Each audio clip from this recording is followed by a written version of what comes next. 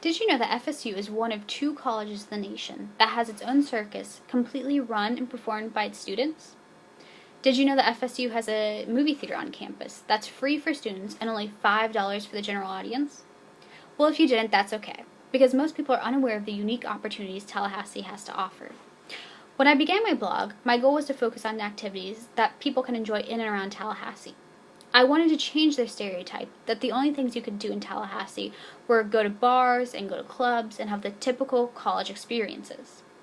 My first target audience was college students and young professionals ages 18 to 30 who lived in Tallahassee. I chose this group because of its large size, and they tend to be risk takers, so they're willing to try new things. Also, a lot of my blog posts were about low-cost events, and this group tends to be on a tighter budget. My second target audience was people who live in Tallahassee or want to visit Tallahassee and are looking for new adventures or opportunities. A lot of people are unaware of the new events and venues that pop up in Tallahassee. In my blog proposal, I said I wanted to increase my blog hits by 10% each week. I used various social media tools and persuasive techniques to try and bring back and increase my viewers each week.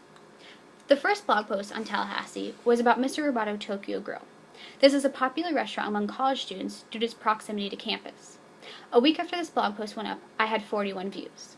The way I promoted it was through my personal Facebook page. However, I realized that this probably wasn't the best promotional tool, because there are people on my personal Facebook page that don't live in Tallahassee or have no intention of visiting Tallahassee. After my first blog post, I learned I definitely had a lot more to learn. My second blog post was on Tallahassee Little Theater and a play that they performed entitled Next Fall. I added a blog role with blogs that ranked high in search engines when you typed in things to do in Tallahassee. I wanted to make the term Tallahassee prevalent to increase my SEO. Looking back at my SEO attempts, I should have tried to make the term Tallahassee more prevalent in my blog posts and blog titles, so a viewer immediately saw it when it came to my blog. The next step in creating a social media presence for Tallahassee was the creation of a Twitter account. When I would go somewhere in Tallahassee, regardless of whether I was going to review it on my blog, I would tweet about it and include the hashtag Tallahassee. Using this hashtag worked well for me. For example, Tallahassee News retweeted me. Additionally, I started to get more followers who lived in the Tallahassee area, or businesses in the Tallahassee area. This was important because I was able to use Twitter to promote my blog to my target audiences. Tallahassee's most popular blog post was about the FSU Student Life Cinema. Once I wrote the blog post, I tweeted about it and used the hashtags FSU and SLC. A woman who works at the SLC commented on the blog post. Then the Student Life Cinema's Twitter account mentioned me and provided all of its followers with a link to my blog post. This resulted in 110 hits on my blog. I also created a Facebook page for the blog. I found this to be a less successful promotional tool than creating a Twitter. With Facebook, a person must like the page to see the Facebook posts. However, people don't have to follow you to see your tweets on Twitter. I had a hard time getting people to like my Facebook page. Currently, I have 12 likes. Overall, I found a Facebook page to be a weak social media promotional tool for my blog.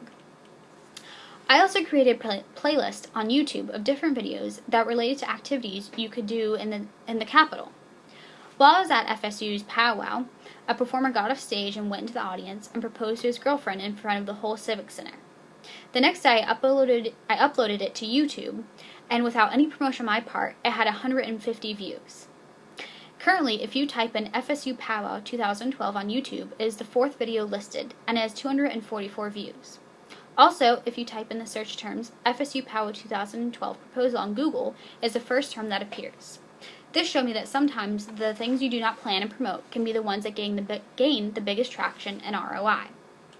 I chose the FSU Circus to be my viral post because it was rare. There aren't many collegiate circuses. And I also provided a video on my YouTube because I know blog posts that have videos are usually more interesting to its visitors. I promoted it through both of my Facebook pages, on Twitter, Tumblr, and I even tried Reddit. However, the results were weak. Some weeks I met my goal of a 10% increase in hits, and other weeks I did not. The weeks I had a blog post always increased the blog hits by at least 10%.